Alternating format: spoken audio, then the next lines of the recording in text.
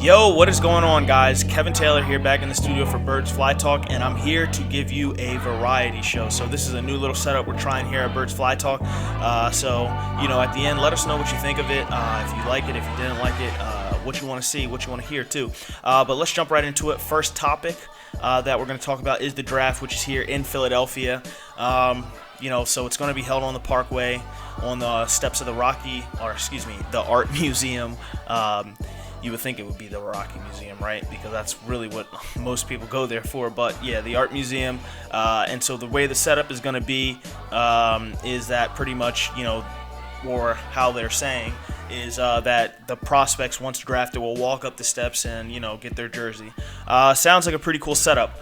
If you are like me and most of the other people in Philadelphia, you did not win tickets to the draft, unfortunately. So that being said, obviously, if it's on the Parkway, I'm still going to be out there, having a good time. But really, I guess we got to kind of shout out Mayor Kennedy and shout out Howard Eskin, too, because he really ripped him this past weekend on 94.1 WIP. Really ripped into Mayor Kennedy.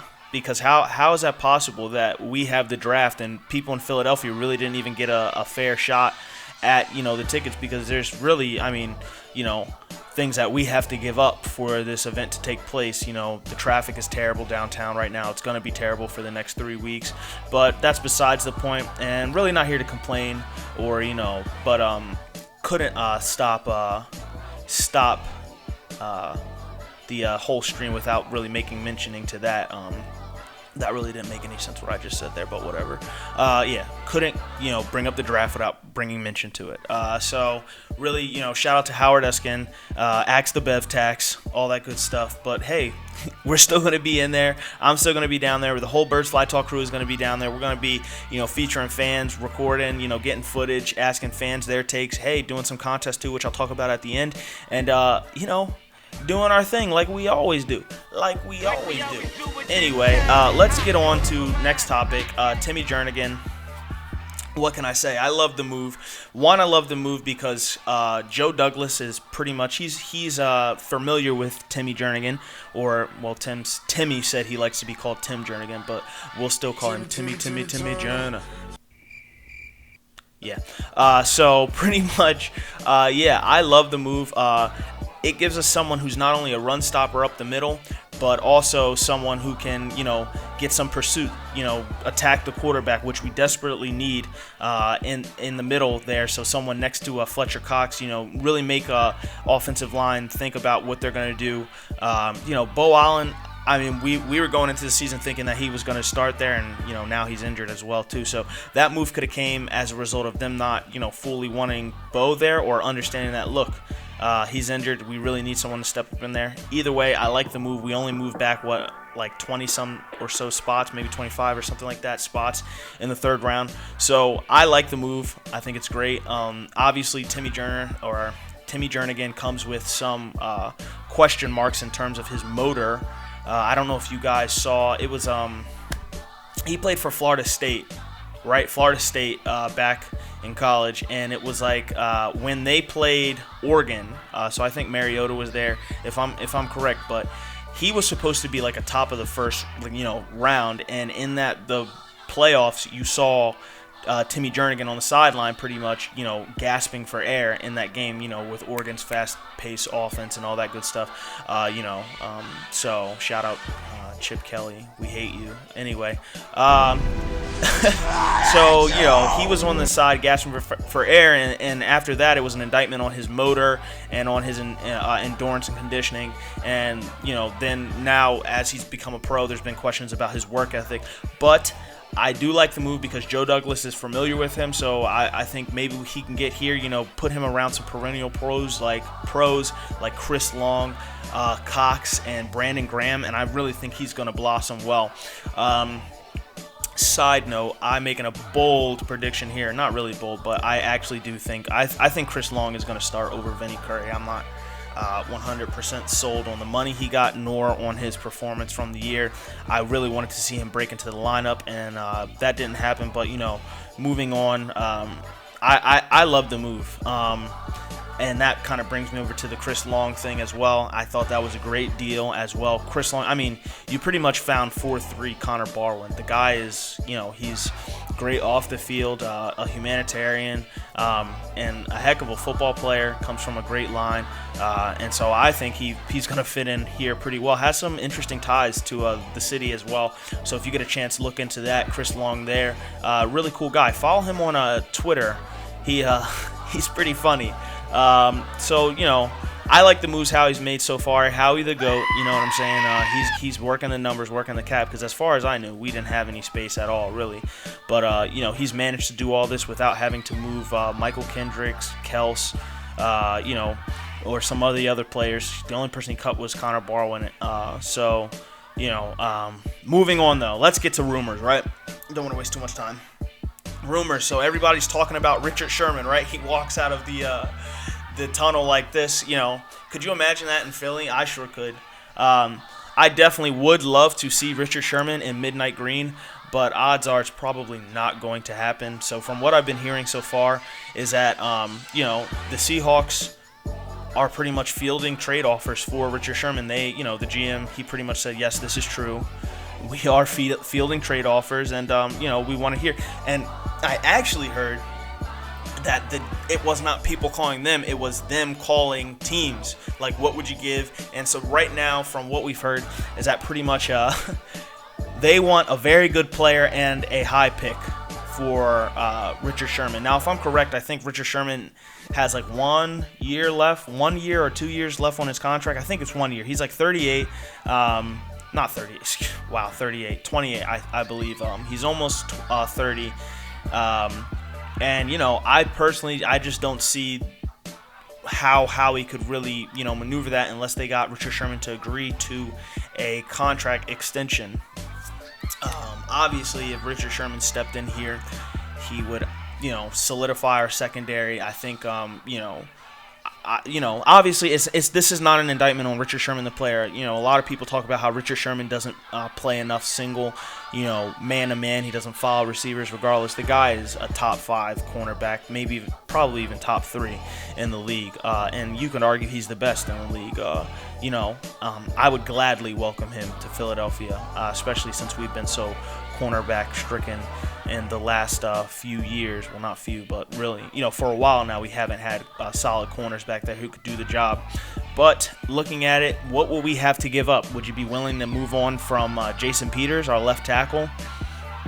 I wouldn't, personally. For one, because I'm kind of tired of the way we've, not tired of it, but because it's a new regime. But I don't like the taste that was left in a lot of our mouths from the old regime, the Chip Kelly regime, how he treated, our veteran players, how veteran players were so, disposable and expendable.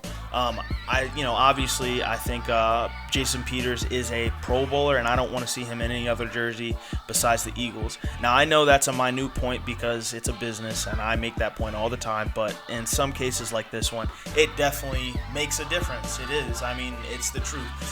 So going off of that, also, I just think that even though his little bit in the tank left from, let's say like this is him, this much of him is equal to like this much from your average left tackle, because he is, Jason Peters. He's that good. So, what's left in the tank for him is still serviceable for the Philadelphia Eagles. And personally, I don't want to play around with, Carson Wentz's backside. I want someone in there who knows what they're doing, and who's gonna, really be the bodyguard. Shout out his nickname. I don't want to see him leave. Now, going on, I have mentioned trading Jordan Matthews, and that's no slight to Jordan Matthews. I like him a lot, but obviously this wide receiver room is getting crowded, and he's going to need to be paid next year, along with Alshon Jeffrey if they can make that work. And I don't see really a spot for him being that, big inside slot guy, especially if, they go and draft someone who could play in the slot, later on in the rounds, maybe a D.D. Westbrook or something like that. I don't know. But that could be a player maybe that might interest the Seahawks. I don't know. I don't know really what kind of player they're looking for, or really that the Eagles could give up. I most certainly am not giving up Brandon Graham, Malcolm Jenkins. Well, I don't know why they don't want any of our safeties anyway. Who else do we have? I mean, I don't. Who would they want? Really, I'm not giving up Jordan Hicks for Richard Sherman. You can, put that to rest right now. Kill that one. But it's just not happening. So, you have to really realistically look at what they want. Would I give up Zach Ertz? No, and they wouldn't want him anyway. They have Jimmy Graham. Would I give up who? Who else would I really give up? Lane Johnson, maybe. They have offensive line troubles over there, but I'm not giving up Lane Johnson anyway. And second of all, that's not going to happen because Lane Johnson has, the suspensions and everything, so he's a very, particular case. But anyway, I just don't see how that trade can really happen. But, moving on. And maybe Howie gets it done. We've seen Howie do some pretty incredible things, but odds are it's not going to happen. But Richard Sherman would definitely be nice in midnight green. The only thing really, is that pretty much, could you imagine like Richard Sherman, what's his face? Our coach, Peterson, goes for it on fourth down and misses like he did in his rookie season. Can you imagine how those press conferences would go? I honestly think that Richard Sherman is on his way out of Seattle, or they've been testing the water, is not because of his on the field, but because of how he is as a teammate. Now, obviously, he gets in fights on the sideline sometimes, and he's very, exuberant about how he feels, and he's passionate. But, he says some hot takes, and I'm all for the hot takes. Hey, I'm a fan. Look, I'm up here. I serve hot takes. Hot takes that's what I do. I like hot takes, but organizations don't. Remember that. I think that's why, Seattle kind of has had enough of his antics, and I just couldn't imagine what, Doug Peterson would do if he's got Richard Sherman, who's one of the smartest people in the NFL, questioning him and just adding that sort of angle to the locker room. So odds are it's not going to happen. He would obviously help the Philadelphia Eagles. Pray to God he does not go to Dallas. But yeah, and we need a cornerback who can stop. We've got we got some pretty good wide receivers in this division right now. But anyway, moving on. More rumors. Been hearing absolutely nothing about Jamaal Charles, and this is me bringing this up just on my whim because I don't know what the Eagles are going to do at running back, right? Like, obviously Wendell Smallwood, he's young, but he's not, a 3-down back. This running back class in this draft is pretty much loaded, in my opinion. But I've been hearing that they're not going to shoot for someone in the first round or maybe even the second round. So I'm wondering, Doug Peterson, there's the connection there with Jamaal Charles from Kansas City. Why not put together, some sort of deal, get him in there? The interest has to be mutual, so like a 2-year deal, maybe the second year is an option, prove it kind of deal, less than $4 million, less than $5 million, around there, with incentives. Obviously, Howie seems to like those incentives these days, and they're good, they're healthy for contracts. They get players to play. I like incentives too. You should too. But Jamaal, I guess I'm bringing this up just because I love Jamaal Charles. I think he's a hard runner when he's healthy. I guess it's like that Michael Jackson song, I just can't stop loving you. Can we cue that song up? Can we get that going? Not this part of the song. Let's get... There we go. Yeah. Exactly. See, and that's how I feel about Jamaal Charles.